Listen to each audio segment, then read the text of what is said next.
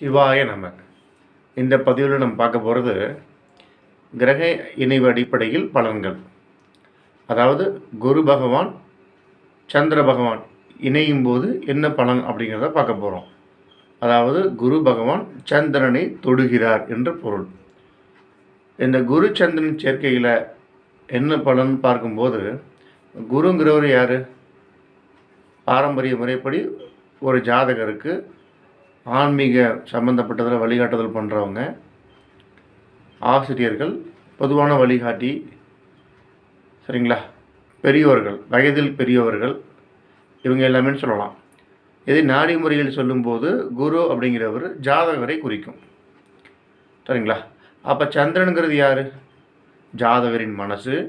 இந்த மேலே சொல்லணும் இல்லையா, ஆன்மீகம் சார்ந்தவர்கள், வழிகாட்டிகள், ஆசிரியர், இந்த மாதிரி சொன்னோம் இல்லையா, அவங்களுடைய மனசு, ஜாதகருடைய அம்மா, ஜாதகரின் அம்மாவோட மனது, இந்த மாதிரி சொல்லலாம் சந்திரனுங்கிறது.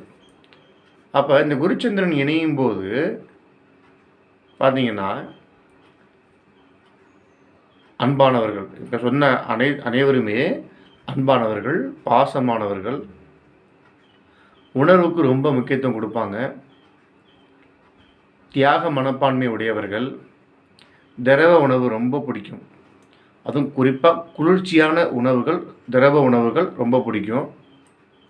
அடிக்கடி பயணம் செய்வதில் விருப்பமுடையவர்கள். இவங்களுக்கு எங்கேயாவது டூர், ட்ராவல், சுற்றுலா ஏதாவது போயிட்டு வந்துகிட்டே இருக்கணும். அதனை போன்று இயற்கையை ரசிப்பதில் மிகுந்த ஆர்வம் உடையவர்கள். இவங்களுக்கு நிலா ரொம்ப பிடிக்கும்.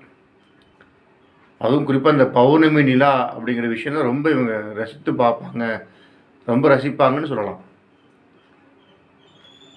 அதே போன்று எளிதில் பிறர் மீது அன்பு வைத்து ஏமாறக்கூடியவர்கள். ஈஸியாக இவங்க ஏமாந்துருவாங்க மற்றவங்கள்ட்ட. குறிப்பாக அன்பு காரணமாக, பாசம் காரணமாக பிறர் மீது அன்பு வைத்து, பிறர் மீது பாசம் வைத்து எளிதில் இவர்கள் ஏமாந்து விடுவார்கள். அதே போன்று சிறு வயதிலேயே இவங்களுக்கெல்லாம் தொப்பை வந்துடும். அதே மாதிரி கொஞ்சம் அதிகப்படியான உணவு சாப்பிடும் பழக்கமும் இவங்கள்ட்ட இருக்கும்னு சொல்லலாம். சரிங்களா. மீண்டும் அடுத்த போய் சந்திக்கலாம். நன்றி, வணக்கம்.